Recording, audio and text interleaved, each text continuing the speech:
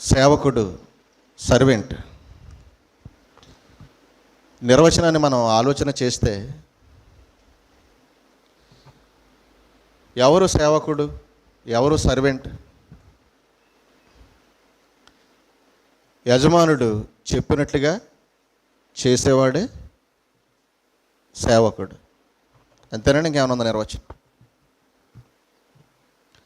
యజమానుడు చెప్పినట్టుగా చేసేవాడు, లేదంటే యజమానుని యొక్క మాట వినేవాడు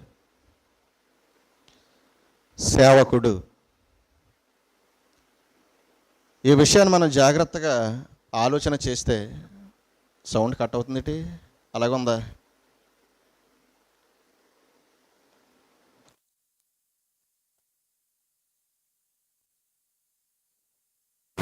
హలో హలో హలో సేవకుడు, చాలు కదపక. సేవకుడు యజమానుడు చెప్పినట్లుగా చేసేవాడు. యజమానుడు ఎవరు ఈ మానవ సమాజానికి? ఎవరు అని ఆలోచన చేస్తే ఎవరు కనిపిస్తారు సమాజానికి యజమానుడిగా? ఎవరు కనిపిస్తారు? దేవుడు. క్రొత్త నిబంధనలో యేసుక్రీస్తు వారు చెప్పినట్లుగా యోహాను సువార్త 15వ అధ్యాయం 1వ వచనంలో ఆయన చెప్పినట్లుగా, నా తండ్రి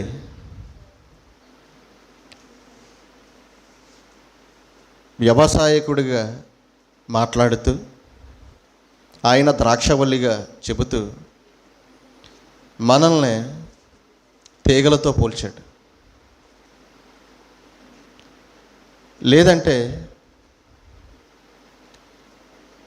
యేసుక్రీస్తు ప్రభువారు యజమానుడిగా మాట్లాడుతూ సిరిని కూడా ప్రక్కన పెట్టి అది కూడా యజమానుడిగా పోల్చారు. జాగ్రత్తగా ఆలోచన చేయాలి. సేవకుడు అంటే అర్థం ముందు మన ఆలోచనలో తిరుగుతూ ఉండాలి. సేవకుడు, సర్వెంట్. యజమానుడు చెప్పినట్లుగా చేసేవాడు. యజమానుడు ఎవరు అంటే మానవ సమాజానికి, మనుషులందరికీ కూడా యజమానుడు ఒక్కడే, ఆయనే దేవుడు. దేవుడొక్కడే యజమాని. భూమి మీద ఉన్న మానవ సమాజం అంతా కూడా ఎవరు చెప్పినట్లు చేయాలి అంటే, ఎవరు చెప్పినట్లు చేయాలి? దేవుడు చెప్పినట్లు చేయాలి. ఎందుకంటే ఆయన యజమానుడు. ఎందుకంటే మనుషులందరూ కూడా వారు అనుకుంటే భూమి మీదకి వచ్చిన వారు కాదు. వారు అనుకుంటే, మనం అనుకుంటే భూమి మీదకి రాలేదు మనం. ఎందుకంటే భూమి మీదకి వచ్చిన తర్వాత మన ఇష్టాన్ని, మన ఉద్దేశాలను నెరవేర్చుకుంటూ ఒక నటనలో బ్రతుకుతున్న మనిషికి ఏమనిపిస్తుందంటే, నాకు నేనే ఈ భూమి మీదకి వచ్చాను, నాకు నేనే బ్రతుకుతున్నాను అన్నట్లుగా అనిపిస్తుంది. కానీ తల్లి గర్భంలో అవయవ నిర్మాణం చేసిన దేవుడు పిండ దశ నుండి 9 నెలలు ఆయన కాపాడి తల్లి గర్భం నుండి బయటకు తీసుకుని వచ్చి 6 అడుగున్న ఆకారాన్ని 6 అడుగుల ఆకారంగా చేసి నిలబెట్టి ఈరోజు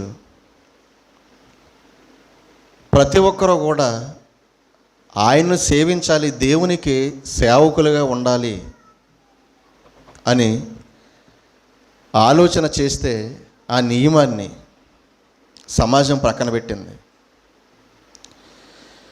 ఎందుకంటే దేవుడు యజమానుడైతే ఆయనను సేవించేవారు ఎక్కడ ఉన్నారనే పరిస్థితి మనం ఆలోచన చేయాలి. అంతే కదా? దేవుడు యజమాని, మనిషి సేవకుడు. సర్వెంట్. దేవుని సేవ చేయడానికి, దేవుణ్ణి సేవించడానికి ఈ భూమి మీదకు వచ్చినవాడు. ఈ విషయాన్ని ఆలోచన చేస్తే ఇప్పుడు దేవుని సర్వెంట్గా, దేవుని సేవకుడిగా, ఆయన్ను సేవించేవారుగా ఎవరున్నారనేది ప్రశ్న. ఎందుకంటే ఈరోజు ఒక్కొక్కరిని సేవిస్తున్నారు. ఎవరిష్టం వాళ్ళది. ఎవరి సేవలో వారు ఉన్నారు. ఎవరి సేవలో వారు ఉన్నారు. దేవుని సేవలో అయితే లేరు. ఎవరి సేవలో వారు ఉన్నారంటే ఎవరికి నచ్చినట్టుగా వారు దేవుణ్ణి సేవిస్తున్నారు అనుకుంటారేమో, పొరపాటు. ఎవరికి నచ్చిన సేవలో వారు ఉన్నారు. ఒక్కొక్కరు ఒక్కొక్క సేవలో ఉన్నారు. ఒకడు డబ్బును సేవిస్తూ ఉంటాడు, ఒకడు అధికారాన్ని సేవిస్తూ ఉంటాడు, ఒకడు భార్యను సేవిస్తుంటాడు, ఒకడు వృత్తిని సేవిస్తుంటాడు. అంటే ఒక్కొక్కరు ఒక్కొక్క దానికి సేవకులుగా మారిపోయారు. ఒక్కొక్క దానికి సేవకులుగా ఉన్నారు. అలాగే ప్రారంభం నుండి దేవుని సేవకులుగా ఉన్నవారిని చూస్తే నిజంగా దేవుడు యజమానుడు,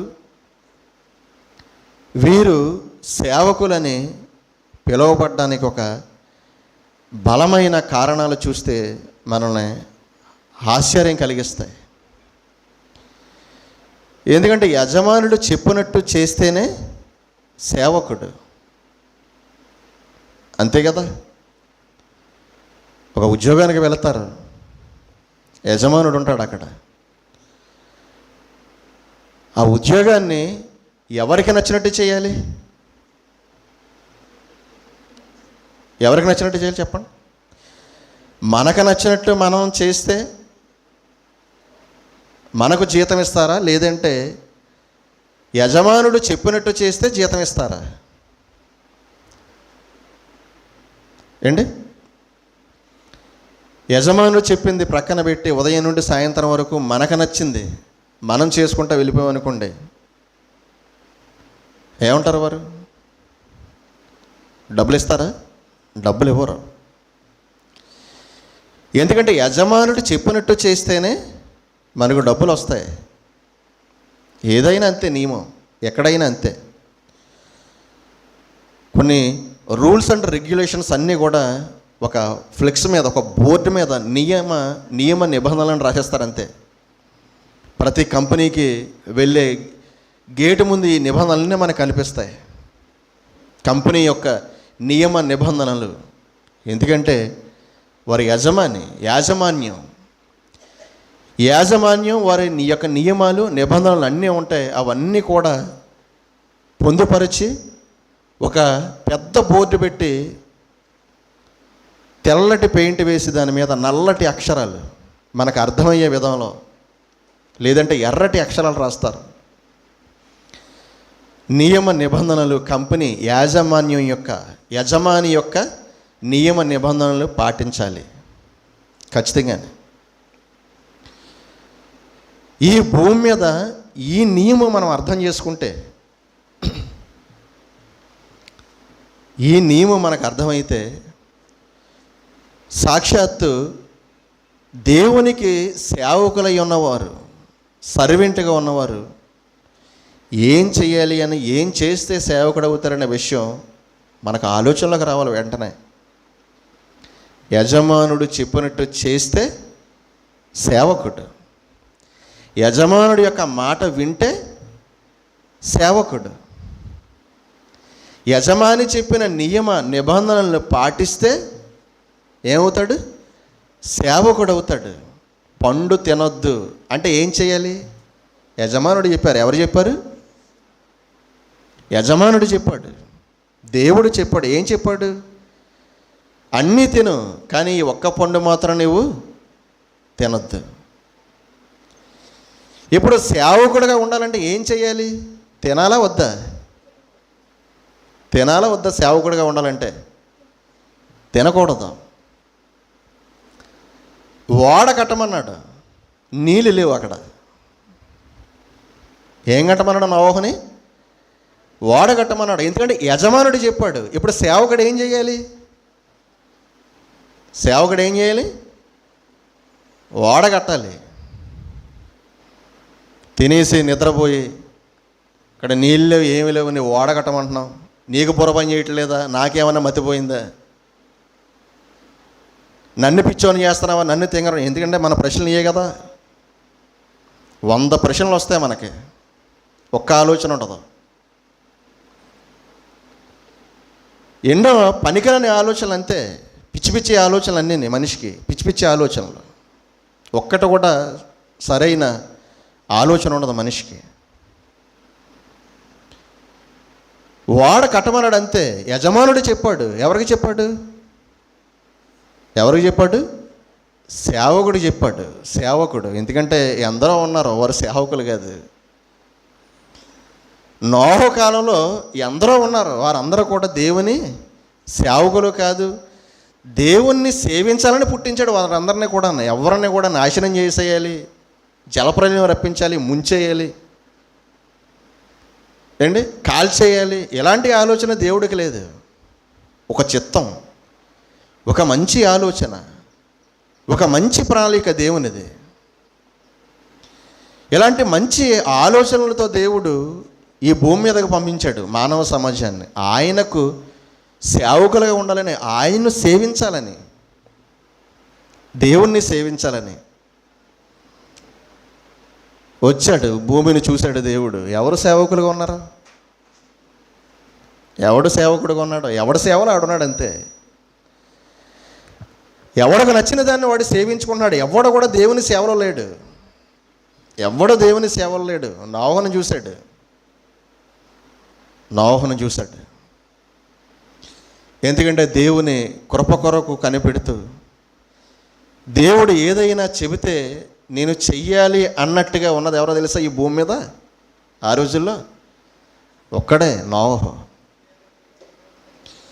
ఎందుకంటే ఆయన వాక్ కూడా, ఆయన మాట కూడా ఎవరి దగ్గరకు వస్తుందంటే, నేను చెప్పింది తూచా తప్పకుండా చేస్తాడు అంటేనే ఆయన వాక్ అలాంటి వారి దగ్గరకు వస్తుంది. ఎవడికి పడితే వాడి దగ్గరికి రాదు దేవుని మాట. ఆలోచించుకోండి మీరు. అందుకనే మీకు ఈ విషయం అర్థం కావాలి అంటే,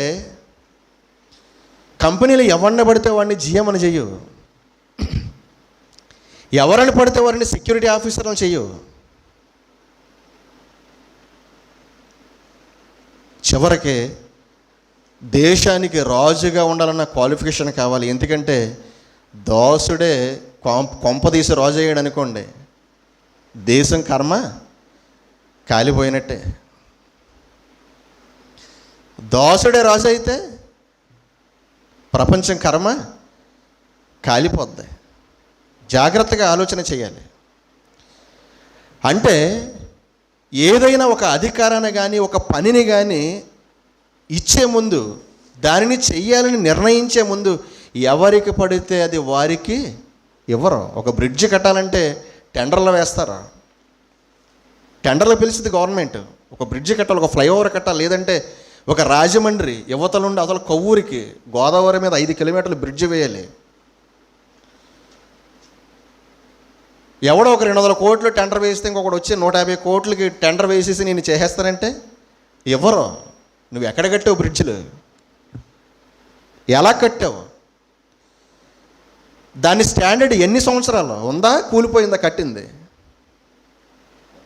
అన్నీ చూస్తారు. నీ దగ్గర ఉన్న స్ట్రెంత్ ఎంత, ఎలాంటి ఇంజనీర్లు నీ దగ్గర ఉన్నారు, ఎలాంటి ఎక్విప్మెంట్ నీ దగ్గర ఉంది, ఎలాంటి క్రేన్లు, అధునాతన పరిజ్ఞానం, ఎలాంటి టెక్నాలజీ నీ దగ్గర ఉంది. ఇదిగో వేసేసి ఇచ్చేయండి పని అంటే ఎవరు? వారు ఎవరు? లోకంలోనే ఇలాంటి జ్ఞానం బోల్డ్ ఉంది కదా. మరి దేవుని దగ్గరికి వెళితే దేవుడైనా, ఎవరైనా దేవుడు, ఆయన ఆలోచనని ఎవరైతే 100% నెరవేరుస్తారో వారి దగ్గరకు మాత్రమే ఆయన మాట వెళుతుంది, ఆయన వాక్యం వెళుతుంది. కోకులలో ఉండొచ్చు జనం, ఎందుకంటే అందరూ సేవకులు కాదు, అందరూ కూడా దేవుని సేవలో లేరు.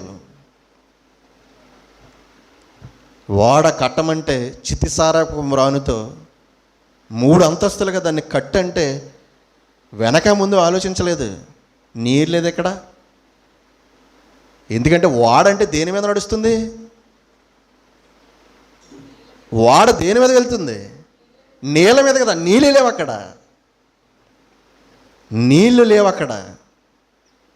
కానీ నోహ గారు ఏం చేశారు? ఓడ కట్టారు. ఇదండి సేవకుడు. సేవకుడు అంటే ఏం చేయాలి? యజమానుడు చెప్పినట్లుగా చెయ్యాలి. ఇక్కడ నీళ్ళు లేవు, ఇక్కడ గోతులు ఉన్నాయి. అంత వర్షం కురుస్తుందా?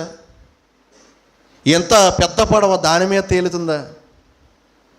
గట్టిగా వస్తే నీళ్ళు ఎంత వస్తాయి? వర్షం కురిస్తే 10 సెంటీమీటర్లు 15 సెంటీమీటర్లు గట్టిగా మొలలోతు కూడా నీరు రాదు. దీని మీద తెప్పలు కూడా నడవు. అలాంటిది ఇంత పెద్ద ఓడ, ఇన్ని జీవరాశులు, ఇన్ని జీవరాశులు, వాటికి సరిపడే ఆహారం దగ్గర 150 దినములకు. ఎన్ని దినాలు? 150 రోజులకు సరిపడా వాటన్నిటికీ ఆహారం. ఇవన్నీ చూస్తే ఏంటి, నోహు దగ్గరకు తప్ప ఎవరి దగ్గరికైనా నువ్వు ఓడ కట్టని యజమానుడు చెబితే ఎలాంటి ప్రశ్నలు, ఆలోచనలు వస్తాయి? ఆలోచించండి మీరు. చూసారా? సేవకుడు అంటే అలా ఉండాలి. యజమానుడు చెప్పినట్టు చేసేవాడే సేవకుడు. సర్వెంట్ పేరు పెట్టుకుంటే అవదది. ఎందుకంటే ఈరోజు చాలామంది సర్వెంట్లు ఉన్నారు. Servant of God.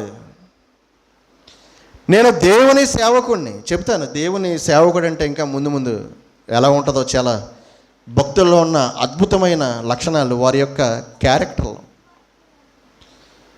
వారి యొక్క వ్యక్తిగత జీవితాలు ఎంత అద్భుతంగా ఉంటాయి. సేవకుడు అంటే పిలిపించుకుంటాం కాదు,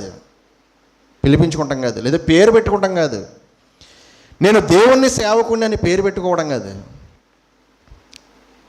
ఆ క్వాలిటీస్ చాలా ఆశ్చర్యాన్ని కలిగించేవిగా ఉండాలి. ఎందుకంటే యజమానుడు చెప్పినట్లుగా చేసేవాడే సేవకుడు.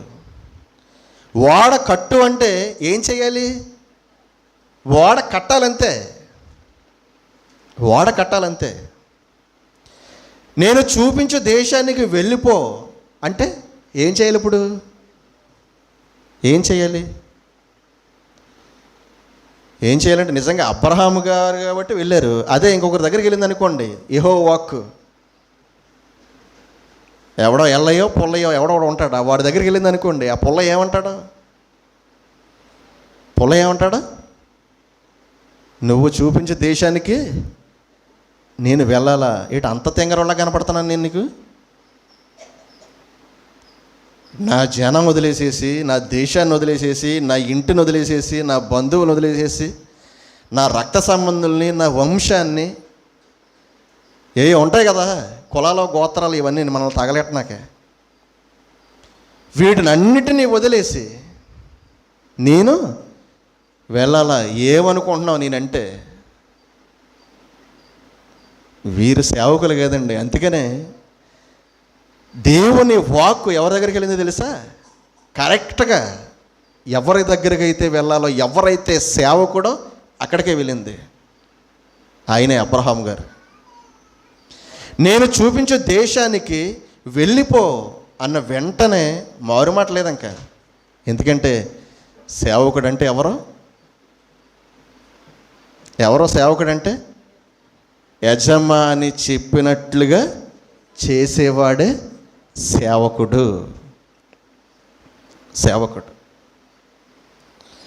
20 సంవత్సరాలు అయిపోయింది కొలువు పద్దనరాములో. 20 సంవత్సరాలు అయిపోయింది. దేవుడు ప్రత్యక్షమయ్యాడు యాకోబు గారికి. చాలు ఇంకా పద నీ స్వదేశానికి, నీ తండ్రి ఇంటికి పద యాకోబు, ఇశ్రాయేలు అని అనగానే వెంటనే భార్యను పిలిచాడు. ఇదిగో నీ తండ్రి ఎన్ని మారులు నా జీతాన్ని మార్చాడో, ఎలాంటి నష్టం నాకు కలిగించాడో మీరే సాక్షులు, మీరు చూశారు మీ కళ్ళారా. ఎన్నిసార్లు నా జీతం మార్చాడు. కాబట్టి దేవుడు ప్రత్యక్షమయ్యాడు నాకు, వెళ్ళిపోదాం, స్వదేశానికి వెళ్ళిపోమన్నాడు దేవుడు. గొప్ప జనంగా అక్కడ చేస్తానన్నాడు. మనం వెళ్ళిపోదామని భార్యలందరినీ పిలిచి చెప్పి వెంట పట్టుకొని స్వదేశానికి వెళ్ళిపోయాడు. చూసారా? లేదు ప్రభువా, ఇప్పుడిప్పుడే వ్యాపారం బాగా అభివృద్ధి చెందుతుంది, ఇప్పుడే లాభాల దగ్గర నుంచి కొలువు చేసి ఇప్పుడే ఈ మందలన్నింటినీ నేను పోగేశాను, ఇప్పుడే వీటిని అన్నింటినీ కూడా నేను వృద్ధిలోనికి తీసుకుని వచ్చాను, పెరుగుతున్నాయి, ఒకటి 10 అవుతుంది, 10 100 అవుతుంది, 100 1000 అవుతుంది, మందలన్నీ పిల్లలు పెట్టి పెరుగుతున్నాయి, సంపాదన, ఆస్తి, గొడ్లు ఇవన్నీ పెరిగిపోతున్నాయి. ఇవన్నీ ఎంత సామ్రాజ్యాన్ని పట్టుకుని సింపుల్గా నువ్వు వెళ్ళిపోమంటే ఎలాగా? భార్య, పిల్లలు, ఎంత సడన్గా ఇప్పుడు వెళ్ళిపోమంటే ఎలా కుదురుద్ది? లేదు ఇక్కడే బాగుంది, లేదంటే గొర్రెలు గొడ్లు మేపుకోవడానికి అంతా కూడా ఇక్కడే, ఈ ప్రదేశం బాగుంది, నేను ఇక్కడే ఉండిపోతాను అని అంటే సేవకుడు ఎలాగవుతాడు సేవకుడు? ఆ మాట చెప్పలేదండి. పద్దనరాము నుండి నీ తండ్రి ఉన్న దేశానికి, నీ స్వదేశానికి, కనాను దేశానికి వెళ్ళిపో అని అన్నప్పుడు వెంటనే భార్యలను పిలిచి దేవుడు ప్రత్యక్షమై తనతో చెప్పిన మాటలు భార్య బిడ్డలతో చెప్పి వెంటనే వారిని అందరినీ వెంట పెట్టుకొని వెళ్ళిపోయాడు. చూసారా? సేవకుడు అంటే యజమానుడు చెప్పినట్లుగా చేసేవాడు, సర్వెంట్. ఇవన్నీ మన ఆలోచనలో తిరుగుతూ ఉండాలి. ఎందుకంటే ఇవన్నీ చెబుతున్నాను, ఎందుకంటే ఏ మాట మనకు వినబడుతుంది, ఏ మాట మన ఆలోచనలోనికి వస్తుంది, ఏ మాటను పట్టుకొని మనం ప్రవర్తిస్తున్నాం, ఎవరి మాట వింటున్నాం, ఎవరికి సేవకులుగా ఉన్నాం, అంతా కన్ఫ్యూజన్ కదా. ఎందుకంటే యెషయా గ్రంథంలో చూసాం గత వారం, ఎవడు గురుడ్డివాడు, ఎవడో చెవిటివాడు, నా సేవకుడు తప్ప ఎవడు గురుడ్డివాడు అని దేవుడు అంటున్నాడంటే జాగ్రత్తగా ఆలోచన చేయాలి. ఎందుకంటే ఎవరి మాట మనం వింటున్నాం, ఎవరి సేవలో మనం ఉన్నాం అనేది ఇక్కడ ఇంపార్టెంట్.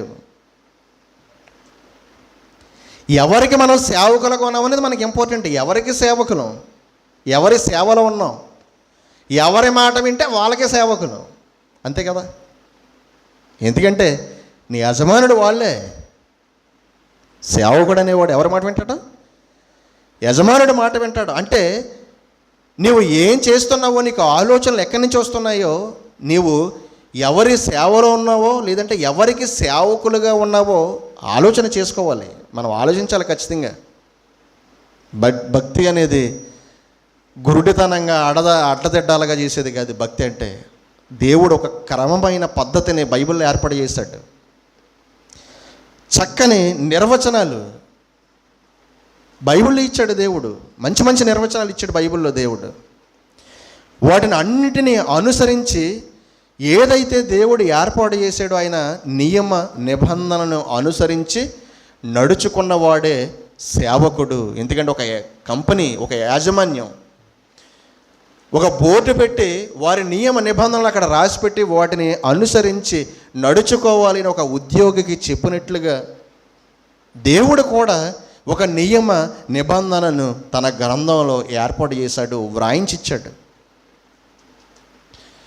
ఇక ఎలా పడితే అలా చేసి, ఎలా పడితే అలా నడుచుకొని, ఎలా పడితే అలా సేవ చేసి నీకు సేవకుణ్ణి, నేను సేవ చేస్తున్నానని మనం గురుడ్డిగా అడ్డదిడ్డాలుగా వెళ్ళిపోకూడదు. ఒక చెవిటివాడిలా వెళ్ళిపోకూడదు, ఒక గురుడ్డివాడిలా వెళ్ళిపోకూడదు. అందుకే ఈ విషయాలన్నీ దేవుడు ముందు చెబుతున్నాడు.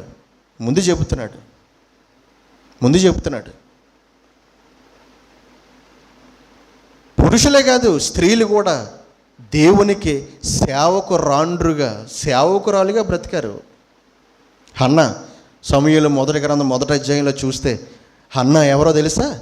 దేవునికి సేవకురాలు. నీ సేవకురాలు అని గుర్తు చేస్తాడు దేవుడికి. నీ సేవకురాలు నేను. ఏం చేసింది ఇంతకే? ఏం చేసింది ఇంతకే? ఏదైతే దేవుడు చెప్పాడో, ఏదైతే దేవుడు సేవ చేయమన్నాడో, దేవుని మందిరంలో ఏదైతే దేవుడు సేవ చేయమన్నాడో ఆ సేవను వీరు ఏం చేస్తున్నారు? జరిగిస్తున్నారు. దేవుని మాట వింటున్నారు. వీరు దేవుని మాట వింటున్నారు. ఎల్కానా, హన్నా అంటే దేవుడు చెప్పినట్టుగా ఆయన సేవను జరిగిస్తున్నారు. లేదంటే సేవకురాలు ఎలాగవుద్ది? స్త్రీలైనా పురుషులైనా సేవకుడుగా సేవకురాలుగా ఉండాలి అంటే యజమానుడు చెప్పినట్లుగా చేయాలి కదా. యజమానుడు చెప్పినట్లుగా చేయాలి కదా. ఆ యజమానుడు దేవుడైతే ఆయన సేవ చేసే వారం మనమైతే మనం దేవుడు చెప్పినట్లు చేస్తున్నామా లేదా అనేది ప్రశ్న వేసుకోవాలి. ఓడ కట్టమంటే ఓడ కట్టారు. నేను చూపించే దేశానికి వెళ్ళిపోమంటే అబ్రహాం వెళ్ళిపోయాడు. పద్దనరాములను నీ కలిగిందంతా పట్టుకొని కనాను దేశానికి వెళ్ళమంటే యాకోబు గారు కూడా బయలుదేరారు. మోషే గారి దగ్గరకు వస్తే నా ప్రజలను ఐగుప్తు దేశం నుండి కనాను దేశానికి నడిపించు అంటే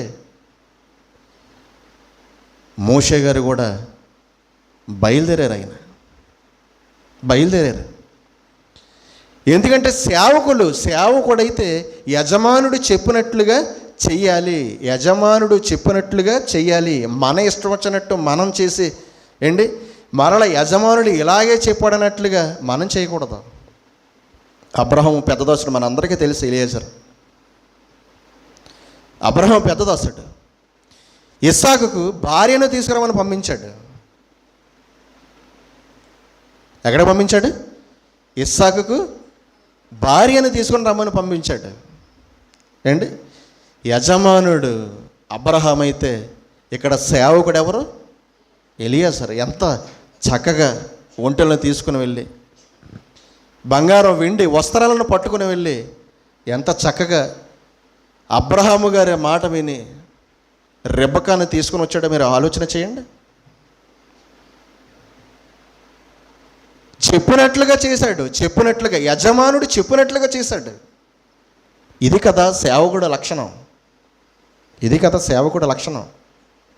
యజమానుడు చెప్పినట్లుగా చేయడమే సేవకుని యొక్క లక్షణం. జాగ్రత్తగా ఆలోచన చేయాలి. యేసుక్రీస్తు వారు కూడా ఆయన గూర్చి మనం ఏం చదువుకున్నాం? మత్తయి సువార్త 12వ అధ్యాయంలో ఈయన సేవకుడు. ఏం చెప్పాడు ఆయన గురించి? ఈయన సేవకుడు. యేసుక్రీస్తు వారు ఈయన సేవకుడు అని ఆయన చెబుతూ, సేవకుడు అంటే ఏం చేశాడైనా? ఎలాంటి సేవ చేశాడైనా? ప్రపంచం మరిచిపోలేని సేవ చేశాడైనా. ఎలాంటి సేవ చేశాడైనా? నా పిల్లల కోసం నువ్వేం చేయాలి తెలుసా? ప్రాణం పెట్టాలి. ఏం పెట్టాలి? ఎలాంటి సేవ చేయమన్నాడు ఆయన్ని? నా పిల్లల కోసం నువ్వేం చేయాలో తెలుసా? ప్రాణం పెట్టాలి సిలువ మీద. అంటే ఏం చేశాడు ఆయన? నా చిత్త ప్రకారంగా నా ఇష్టాన్ని నేను నెరవేర్చుకోవడానికి, నా ఆలోచనలు నేను నెరవేర్చుకోవడానికి రాలేదు. అంటే నా చిత్తాన్ని, నా ఆలోచనలను నెరవేర్చుకోవడానికి ఈ భూమి మీదకి వచ్చి నీ చిత్తాన్ని ప్రక్కన పెడితే దాని అర్థం ఏంటో తెలుసా? నేను నీకు సేవకుని కాదు. ఎందుకంటే దేవుని సేవకుడైతే దేవుడు చెప్పినట్లుగానే చెయ్యాలి. దేవుని సేవకుడైతే దేవుడు చెప్పినట్లుగానే చెయ్యాలి. యేసుక్రీస్తు వారితో తండ్రి మాట్లాడుతూ, ఈయన నా సేవకుడు, నీవు నా సేవకుడు, నా కుమారుడివి. నా సేవకుడు అయితే ఏం చేయాలి? ఆయన ఏం చేసి సేవకుడయ్యాడు? ఎలా తండ్రిని సేవించాడు? ఆయన ఏం చేశాడు? ఏదైతే ప్రవక్తలు, నీతిమంతులు ధర్మశాస్త్రంలో యేసుక్రీస్తు వారిని గూర్చి వ్రాసారో, వ్రాయబడిందో దానిని అంతటిని ఏం చేశాడు? ఈయన క్రొత్త నిబంధనలో నెరవేర్చి చూపించాడు. నలగొట్టబడ్డం దేవుని చిత్తమైతే, ఆయన ఇష్టమైతే యేసుక్రీస్తు వారు ఏం చేయబడ్డారు? ఈయన నలగొట్టబడ్డారు. ఈయన నలగొట్టబడ్డారు, హింసించబడ్డారు, రక్తమును కార్చారు, సిలువ వేయబడ్డారు. చూసారా? సేవకుడు అంటే ఏం చేశాడు? దేవుడు చెప్పినట్లుగా, తండ్రి చెప్పినట్లుగా చేశాడు. ఇదండి సేవ కదా, ఇదండి సేవ కదా. ప్రారంభంలో దేవుడు ఆయన సేవ చేయమని పంపించినప్పుడు ఆయన సేవను జరిగిస్తూ ఆయన ఆలోచనను, ఆయన సిద్ధాంతాన్ని, ఆయన నియమ నిబంధనలను మనం ముందుకు తీసుకొని వెళుతూ వాటి ప్రకారంగా చేసేది సేవ. వాటి ప్రకారంగా చేసేది సేవ.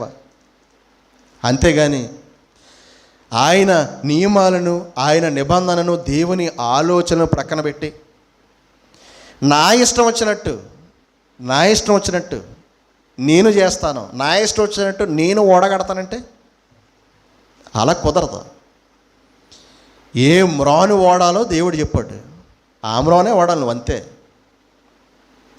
ఎక్కడ కిటికీ పెట్టాలో, ఎంత ఎత్తులో ఎక్కడ కిటికీ పెట్టాలో దేవుడు చెప్పాడు, అక్కడే కిటికీ పెట్టాలి. ఎక్కడ గుమ్మం పెట్టాలో దేవుడు చెప్పాడు, అక్కడే పెట్టాలి. ఎన్ని అంతస్తులుగా దేవుడు చేయాలో దానిని ఓడనో చెప్పాడు. అన్ని అంతస్తుల్లా దేవుడు చెప్పినట్లుగా చెయ్యాలి దాన్ని, అంతే. ఆయన కొలతలు, ఆయన ఇచ్చిన కొలతలు వదిలేసి దేవుడిచ్చిన కొలతలు, ఆయన చెప్పిన పొడవు, ఎత్తు, వెడల్పు, ఆయన చెప్పిన చెక్క, ఏ కర్ర వాడాలో అవన్నీ వదిలేసి ఏంటి ఏదో దొరికింది మనకు నచ్చింది. ఎందుకంటే మనకు ఒక ఇష్టం ఉంటుంది కదా ఎప్పుడూని. లోపల ఎలాంటిది పనిచేస్తుంది, ఎలాంటి నియమం పనిచేస్తుంది మనలో? రోమపత్రిక ఎలాంటి నియమం పనిచేస్తుందో చూడండి. 7వ అధ్యాయం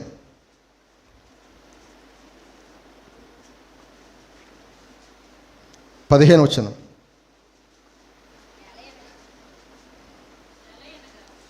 ఏలయనగా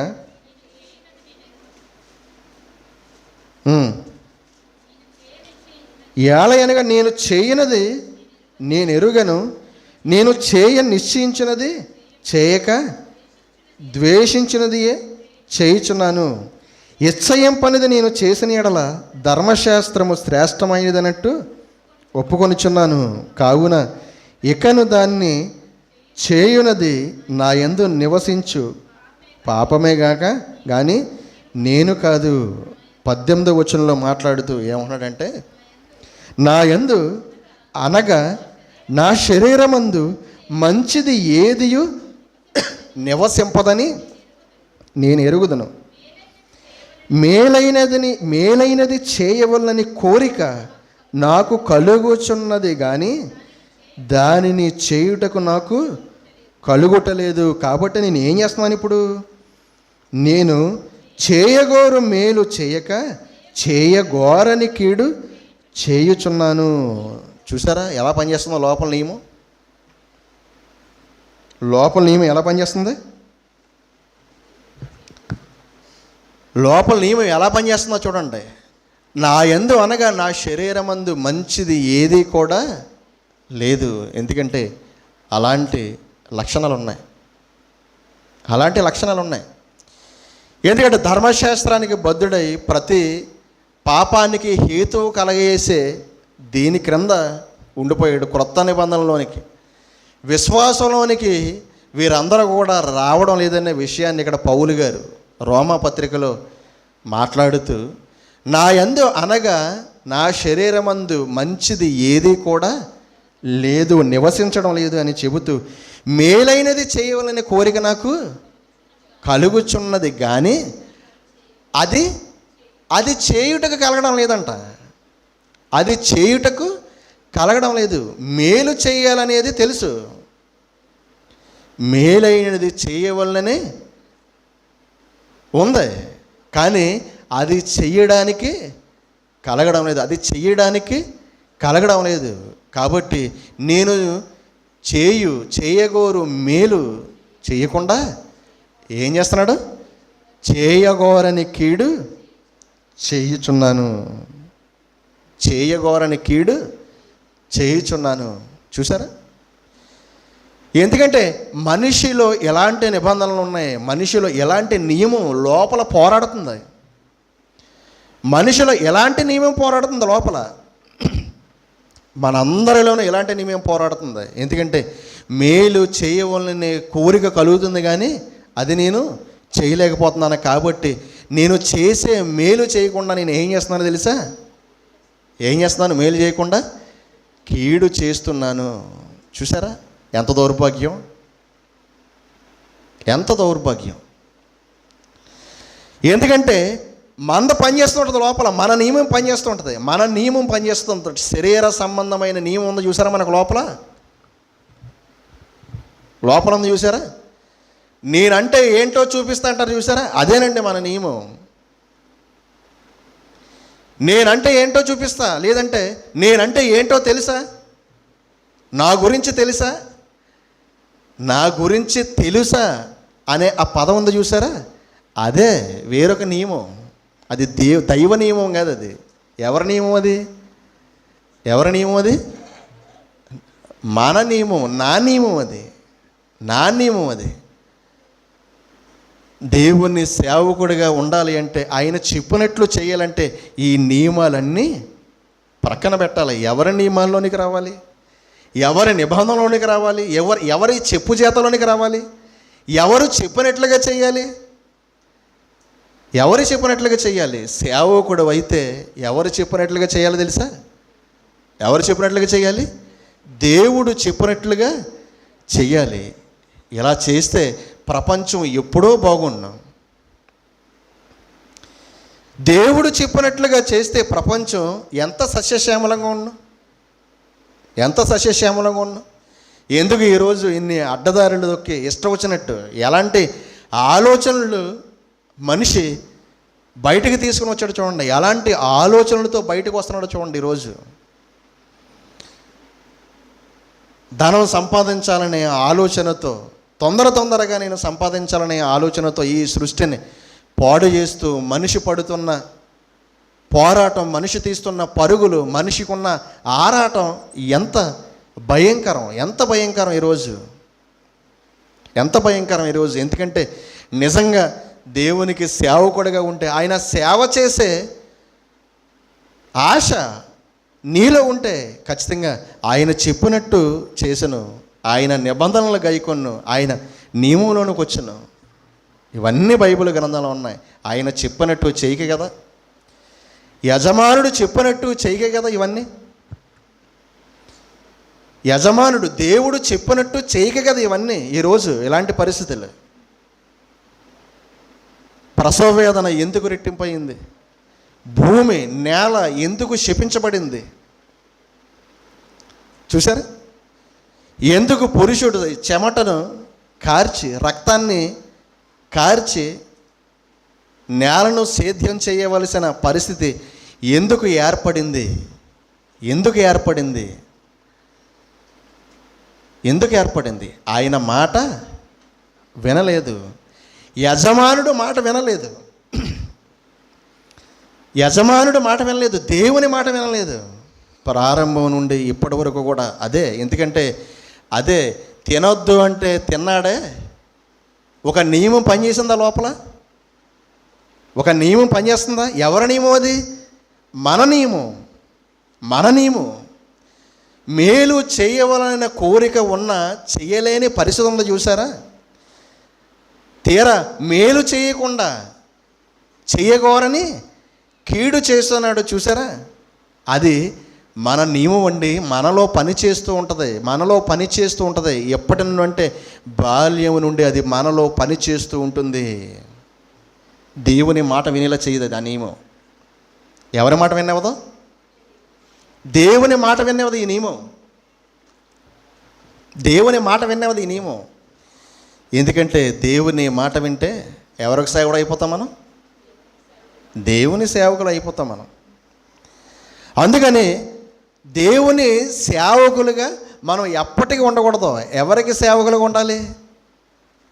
చూసింది అపవాది, ఇశ్రాయేలు అందరినీ చూసింది. ఎవరి సేవలు ఉంటే బాగుంటుంది? వీరందరూ కూడానే వీరు కనాను దేశానికి వెళ్ళకూడదు. ఎందుకంటే ఇందులో నుంచి ఎవరు వస్తారు? యేసుక్రీస్తు వారు వస్తారు. ఇది దేవుని సంకల్పం. ఆయన వచ్చాడా, వివేకాన్ని అనుగ్రహిస్తాడు మానవ సమాజానికి. వివేకం అనుగ్రహిస్తే ఏమవుతుందో తెలుసా? దేవునికి సేవకులుగా మారిపోతారు వీరందరూ. కాబట్టి ఏం చేయాలని ఆలోచించాడు. ఎవరికి సేవకులుగా ఉంటే బాగుంటుంది అనుకున్నాడు? ఎవరికి సేవకులుగా ఉంటే బాగుంటుంది అనుకున్నాడు? అందుకే ఐగుప్తులో ఫరోకు సేవకులుగా చేసేసాడు. వీరందరూ ఎవరి సేవలు ఉన్నారు? ఇశ్రాయేలు అందరూ ఎవరి సేవలు ఉన్నారు? ఇశ్రాయేలు అందరూ ఫరో సేవలు ఉన్నారు. వీరందరూ కూడా ఫరో సేవలు ఉన్నారు. దేవుని సేవ ఏది? దేవుని సేవ ఏది? లోకం అంతే.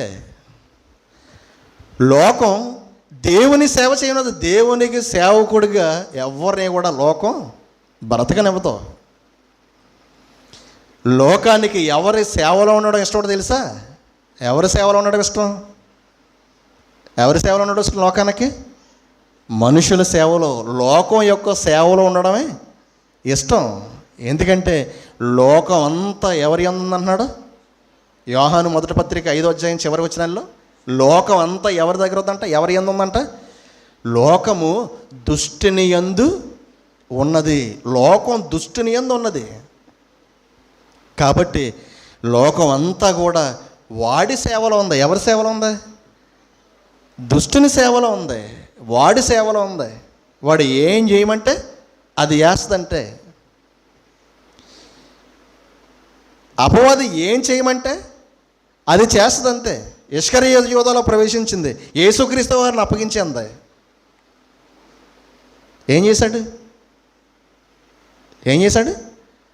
అప్పగించేశాడు. ఆ ఆలోచనలకు, ఆ కీటికి, ఆ నిబంధనకు, ఆ నియమానికి చోటిచ్చింది ఎవరు? ఎవరిచ్చారు చోటు? అంతే కదా. దేవునికి సేవకుడిగా, ఆయనకి దాసుడిగా ఉండి దేవుని సేవ చేయవలసిన వాడు ఏంటి? ఎవరి సేవలోనికి వెళ్ళిపోతున్నాడో చూడండి. ఎవరి ఆలోచనలోనికి వెళ్ళిపోతున్నాడు. మనం కూడా అంతే. ఆలోచన చేయలే. ఎవరి ఆలోచన మనం తీసుకుంటున్నాం. ఎవరి నిబంధనను మనం గైకొంటూ దేవుని సేవకులు అని మనం చెప్పుకుంటూ దేవుని సేవలో ఉన్నాం. ఆలోచించాలి ఇవన్నీ. మన శరీరం ముందు మంచిది ఏది లేదు కదా. అంతా రివర్సే.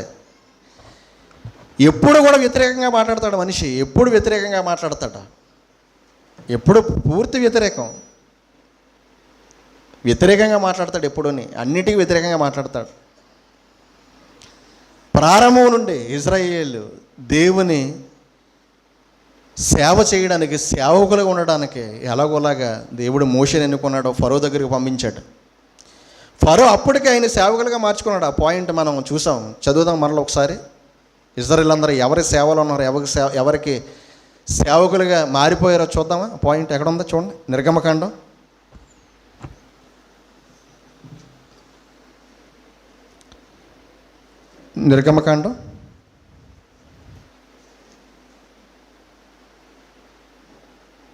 14వ అధ్యాయం 1వ వచనం, 5వ వచనం.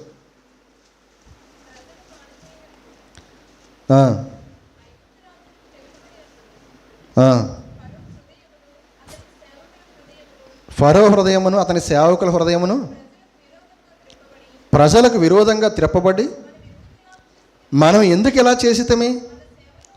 మన సేవలో ఉండకుండా ఇశ్రాయేలీయులను ఎందుకు పోనిచ్చితమే అని చెప్పుకొనురి. చూసారా? ఫరో అతని సేవకులు ఇశ్రాయేలు అందరినీ ఏం చేయాలనుకున్నారు? వారి సేవలో ఉంచుకోవాలనుకున్నారు. వారి సేవ చేయాలనుకున్నారు. ఏం చేయాలి ఇంతకీ? ఇశ్రాయేలు ఎలాంటి సేవ చేస్తున్నారో మనందరికీ తెలుసు. ఐగుప్తు దేశంలో ఏం చేస్తున్నారు? పట్టణాలు కడుతున్నారు. వారి పిరమిడ్లు, సమాధులు కడుతున్నారు. వీరు మట్టి తవ్వడం, తవ్విన మట్టిని పిసకడం, పిసికిన మట్టిని ఇటుకలుగా తయారు చేయడం, ఆ జిగురు మట్టితో దానిని మరలా పొలాలు ఏరుకొని వచ్చి మంట పెట్టి కాల్చడం, ఈ కాల్చిన ఇటుకలతో మట్టికీలతో పట్టుకొని నగరాలను కట్టడం, లేదంటే ఫరో రాజుల యొక్క సమాధులను కట్టడం. చూసారా? అంటే ఎవరి సేవలు ఉన్నారంటే ఇదంతా బాగుంది, ఫరోకి బాగుంది ఇదంతానే. వీరు మన సేవలో ఉంటే బాగుంటుంది, మన సేవలో ఉంటే బాగుంటుంది. కాబట్టి ఇప్పుడు దేవుడు ఉత్సవం చేయడానికి, బలి అర్పించడానికి అరణ్యంలోనికి రమ్మన్నాడు అంటే ఆ మాట ఒప్పుకోవడం లేదు. ఎందుకంటే దేవుడు అనే పదం వినేసరికి ఎలా ఉంటుందో తెలుసా? బీపీ రేజ్ అయిపోద్ది. ఎవరికైనా అంతే, ఎవరికైనా అంతే. ఉద్యోగం చేస్తూ సెలవు కావాలి, ఇలాగ దేవుని కార్యక్రమం అండి, మీటింగు ఇలాగ వెళ్ళాలి అని అంటే ఏమంటాడు? మమ్మల్ని అయితే ఉద్యోగం చేసేవాడు చేస్తే చేయి, లేకపోతే మానేయనివారు, అంతే, రెండే. అలా ఎన్ని కంపెనీలు తిరిగాం ఈ చుట్టూ, లేదా ఇదే పని మాకు. 2 నెలలు చేయడం, ఆదివారం కరెక్ట్గా ఏ షిఫ్ట్ వేయడం. పోనీ షిఫ్ట్ అడ్జస్ట్మెంట్ ఏమంటే పోనీ నైట్ అన్నా చేస్తామంటే కుదరదు, అడ్జస్ట్మెంట్లు కూడా తీసేసాం, లేవు. దేవుడు అనే పదం వినగానే మొత్తం మారిపోతుంది, కథ మొత్తం మారిపోద్ది. దేవుడు అనగానే సెలవు ఇవ్వమంటే ఎవరు? ఏదైనా కార్యక్రమం దేవుని కోసం నేను వెళ్ళాలి, అస్సలు కుదరదు. ఎందుకంటే బాగుపడిపోతావు అక్కడికి వెళితే. కాబట్టి ఏం చేయాలి? నువ్వు ఎక్కడ ఉండాలి? నువ్వు ఎక్కడుంటే బాగుంటుందో తెలుసా? ఇదిగో నా కాళ్ళ దగ్గరే మట్టి పిసుక్కొని ఇటుకలు చేసుకొని వాటిని కాల్చి మా సమాధులు లేదంటే మా పట్టణాలు కడితే బాగుంటుంది. అంతేగాని నువ్వు ఎక్కడికి వెళ్ళకూడదు, యెహోవా సేవలోనికి నువ్వు వెళ్ళకూడదు. ఎందుకు పోనిచ్చితమే ఏంటి? వీడు పోనిచ్చాడా, దేవుడు పోనిచ్చాడా? చూసారా? అర్థం కాదు ఇప్పటికీ ఫరోకి అర్థం కాలేదు. ఎందుకంటే కళ్ళు నెత్తి మీదకి వెళ్ళిపోయి యెహోవా ఎవడు అనే స్థాయిలో ఉన్నాడంటే ఏమర్థమవుతుంది చెప్పండి? మైకులో ఉన్నవాడికి ఎంత గర్వంతో, ఎంత అహంకారంతో ఉన్నాడో చూడండి. దేవుని సేవకులుగా వారు ఉండాలి. దేవుడు వారిని పిలుస్తున్నాడు మోషేతో, నా సేవ చేయడానికి వారిని నడిపించు, కనాను దేశానికి నడిపించు, నా సేవ చేయడానికి నడిపించు వారిని అందరినీ. నా సేవలో ఉండాలి మీరందరూ కూడా ఫరో సేవలో ఉన్నారు. కాదు, మీరు ఉండాల్సింది ఫరో సేవలో కాదు, లోకం యొక్క సేవలో కాదు, లోకాన్ని సేవించేవారుగా కాదు, మీరు నన్ను సేవించేవారుగా ఉండాలి. నన్ను సేవించండి మీరు అని ఫరోను మోషేను పంపించాడు ఇశ్రాయేలు ప్రజల దగ్గరకు. వీరందరినీ తీసుకుని కనాను దేశానికి బయలుదేరాడు. ఇవన్నీ వీరికి గుర్తున్నాయి. కళ్ళ ముందు ఎన్నో కార్యక్రమాలు, ఎన్నో సూచక్రియలు, అద్భుతాలు ఎన్నో చేశాడు వీరి కళ్ళ ముందు. ఇప్పుడు బయలుదేరిన వారు అందరూ కూడా ఎవరి సేవకులుగా ఉండాలి, ఎవరి సేవ చేయాలి? మీరు ఆలోచన చేయండి. ఎవరు సేవ చేయాలి? బయలుదేరిన వారు ఎర్ర సముద్రం దాటిన తర్వాత నుండి ఎవరి సేవలు వీరందరూ ఉండాలి? ఎవరి సేవలు ఉండాలి? దేవుని సేవలు ఉండాలి, యెహోవా సేవలు ఉండాలి. వీరందరూ కూడా యెహోవా సేవలో ఉండాలి. కానీ యెహోవా సేవలో ఉండవలసిన వీరు క్రమేపీ ఏమవుతుందో తెలుసా? లోపల వేరొక నియమం పనిచేస్తుంది. ఎలాంటి నియమం అది? వేరొక నియమం. అప్పటి వరకు దైవం యొక్క దైవ నియమంలో ఉన్న వారు, దేవుని నిబంధనలతో ముందుకు బయటకు వచ్చిన వారు, ఐగుప్తు దేశం నుండి బయటకు వచ్చిన వారు. ఎందుకంటే ఆయన సేవకు రావడం అంటే, ఆయన సేవకు పిలిచినప్పుడు ఇందులో నుంచి బయటకు రావడం అంటే మాటలు కాదు. అంత సులువు అనుకుంటున్నారా? ఏంటి అంత సులువుగా వచ్చేసారా దేవుని సేవించడానికి ఇశ్రాయేలీలు? మీరు ఆలోచించండి. వెంటనే నా సేవకు రండి అంటే ఇదిగో వచ్చేస్తున్నామని వచ్చేసారా? వెంటనే వచ్చేసారా? లేదంటే ఎన్నో దేవుడు ఆయన కష్టపడి బయటకు తీసుకొని వచ్చాడా వారిని? ఎంత సమయం పట్టింది వారికి? ఎన్ని సూచక్రియలు, ఎన్ని మహత్కార్యాలు, ఎన్ని అద్భుత కార్యాలు చేసి వారిని ఐగుప్తులో నుండి బయటకు తీసుకొని వచ్చాడు. మీరు ఆలోచన చేయండి ఒకసారి. దేవుణ్ణి సేవించడం అంటే దేవుణ్ణి దగ్గరకు రావడం అంటే ఏంటి, ఆయనకు సేవకులుగా ఉండడం అంటే వెంటనే ఏదో రాత్రి పడుకుంటే పొద్దుట మళ్ళీ ఇలా నిద్ర లేచినట్టుగా ఉండదు. అది నిద్ర లేచినట్టుగా ఉండదు. చాలా కష్టం. అది చాలా కష్టం. ఎంత కష్టం! ఆ ఫరో దగ్గర నుండి వీరినందరినీ ఆయన సేవకు తీసుకుని వెళ్ళాలంటే ఎంత కష్టమో తెలుసా? ఎలాంటోడు ఫరో? మామూలుడా? మామూలుడా ఫరో? ఫరో మామూలుడు కాదు. ప్రపంచంలో ఆ రోజు నీ వలన నేను మహిమ తెచ్చుకుంటాను అన్నాడంటే ఫరో ఎంత గొప్పవాడో మీరు ఆలోచన చేయాలి. ఎవరి వలన దేవుని ఘనత? ఎవరి వలన ఆయన నామం మహిమపరచబడాలనుకున్నాడా ఏంటి? ఫరో వలన. అసలు ఫరో ఏంటి, ఎలాంటి, ఎంత బలవంతుడైతే, ఎంత శక్తి సామర్థ్యాలు ఉంటే ఫరో వలన నేను నా మహిమను తెచ్చుకుంటానని దేవుడు అంటాడు? చెప్పండి. బలహీనుని కొడితే ఏమన్నా మహిమ వస్తుందా? ఏమంటాం మనం? బలవంతుడు బలహీనుని కొట్టి లాగేసుకోవడం అనుకోండి, ఏమంటాం చెప్పండి? ఒక బలవంతుడు బలహీనుని కొట్టి పెన్ లాగేసుకోవడం అనుకోండి, ఏమంటాం? అరే దున్నపోతులాగా ఉన్నావు, బక్కోడి దగ్గర పాపం నువ్వు అన్ను కొడేసి పెన్ లాగేసుకుంటావా? ఆడికి ధీటుగా మనం ఉన్నాం అనుకోండి, ఇప్పుడు ఏం చేయాలి? నాతో పోట్లాడంటాం. నువ్వు బలవంతుడు ఏంటి, బలహీన కాదు కొట్టడం, నాతో పోట్లాడు అంటాం. ఏంటి, ఒక బలహీనుడి దగ్గర మహిమ ఎలా వస్తుందో మీరు ఆలోచన చేయండి. బలహీనుడు కొడితే కాదు. ఫరో ఎలాంటి వాడో తెలుసా? ఒక అద్భుతమైన వచనం చూపిస్తాను మీకు. యెహెజ్కేలు గ్రంథం,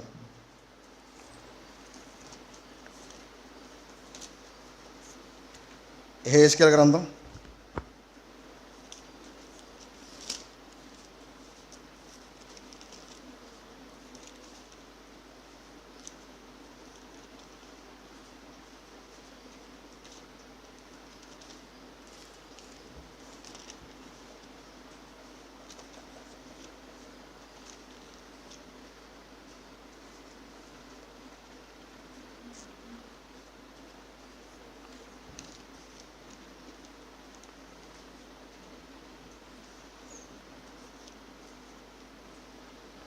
32వ అధ్యాయం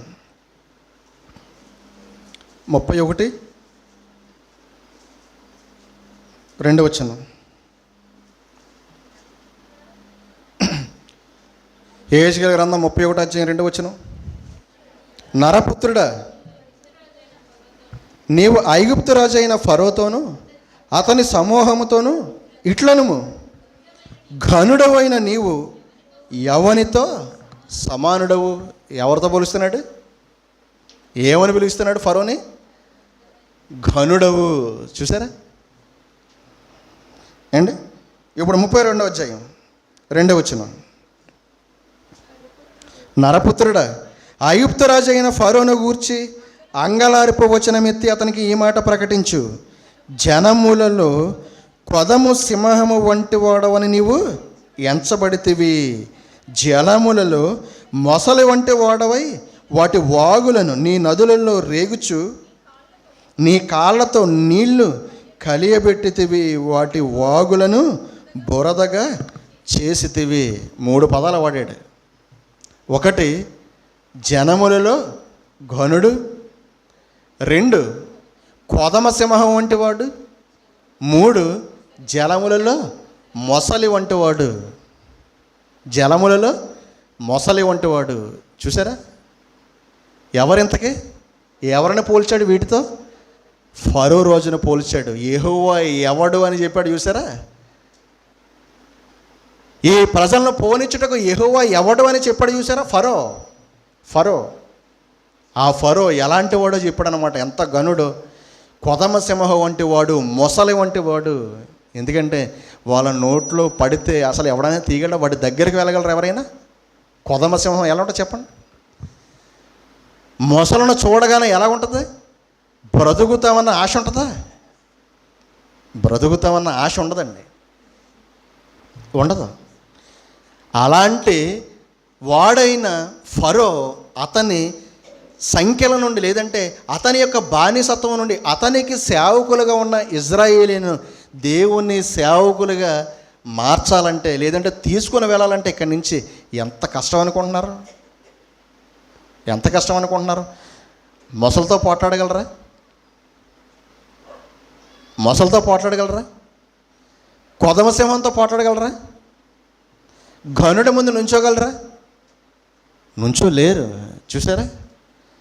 ఎలాంటి భయంకరమైన వాతావరణం నుండి నిజంగా దేవుని సేవ చేయడానికి తీసుకొని వెళ్తున్నాడే. అసలు అలా సేవ చేయడానికి తీసుకొని వెళ్ళడానికి ఆ పరిస్థితులను అనుకూలపరచడమే చాలా కష్టం, చాలా కష్టం. మారిపోయినంటారు. ఏం మారిపోయారు? ఇప్పటికీ నాకు అర్థం కాదు. దేవుడి దగ్గరకు వచ్చి ఏమంటారు? మారిపోయానండి, మారిపోయానంటారు అంతే. ఏం మారిపోయావు? ఎలా మారిపోయావు? ఈ మాటలు వినాలి. నువ్వు మారేవో లేదో, నువ్వు నిజంగా దేవుడికి సేవకుడువో కాదో, నువ్వు ఎవరి మాట వింటున్నావో. ఎందుకంటే యజమానుడి మాట వింటేనే నేను సేవకుడిని, సేవకురాండ్రం. సేవకులు సేవకురాండ్రం ఎవరి మాట వింటే? యజమానుడి మాట వింటే.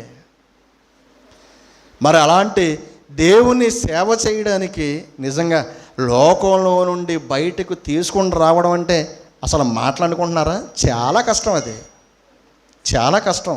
ఎంత కష్టమో ఏంటి. ఫరో ఎలాంటి వాడో ఈ వచనాలను ఆలోచిస్తే మనకి ఏమర్థమైంది? కొదమ సింహం వంటి వాడైనా ఫరో, నీటిలో ముసల్లాంటి వాడు, నీటి నదుల్లో కలియబెడుతూ ఇష్టానుసారంగా, ఎందుకంటే అతను ఏది చెప్తే అది, ఏదంటే అది నెరవేరుస్తాడు అంతే. చిట్ట చివరకు వెళ్ళిపోతుంటే వెనకాల కూడా ఎర్ర సముద్రంలోకి రథాలను వేసుకొని వెళ్ళిపోయాడా? రథాలను వేసుకొని వెళ్ళిపోయాడు వెనకాల కూడానే, ఇజ్రాయేల్ వెనకాల. ఏంటి అలాంటి భయానకమైన పరిస్థితుల నుండి, అలాంటి పరిస్థితుల్లో నుండి ఏంటి దేవుని సేవ చేయడానికి దేవుడు ఇజ్రాయేలీలను బయటకు తీసుకొని వచ్చాడు. ఏదో అంత సులువుగా అయిపోయిందని మాత్రం అనకండి. ఎందుకంటే మనం ఇక్కడ కూర్చున్నంత ఈజీగా మన లోకంలో నుంచి ఇక్కడికి తెచ్చిపెట్టడం అనేది అంత సులువు కాదు, అంత సులువుగా జరిగిన పని కాదు ఇది. చెప్తాను ఆ మాటలన్నీ కూడా మనం ఆలోచన చేద్దాం. కాబట్టి ఇప్పటి వరకు మనం కూడా ఆలోచన చేయాలి, ప్రశ్న వేసుకోవాలి. మనం ఎవరి నియమం మనలో నెరవేరుతుంది? దైవ నియమాన్ని నెరవేర్చేవారిగా మనం ఉన్నామా? దేవుని మాట వింటున్నామా? మాట వింటేనే దేవునికి సేవకుడు అంటే సర్వెంట్ అంటే దేవుని మాట, యజమానుడి మాట వినేవాడు. మనకి యజమానుడు ఎవరు అంటే దేవుడు. యజమానుడు ఎవరు అంటే క్రీస్తు. ఆయన మాట వింటున్నామో లేదో ప్రశ్న వేసుకుని వచ్చే వారానికి మనం సిద్ధపడదాం.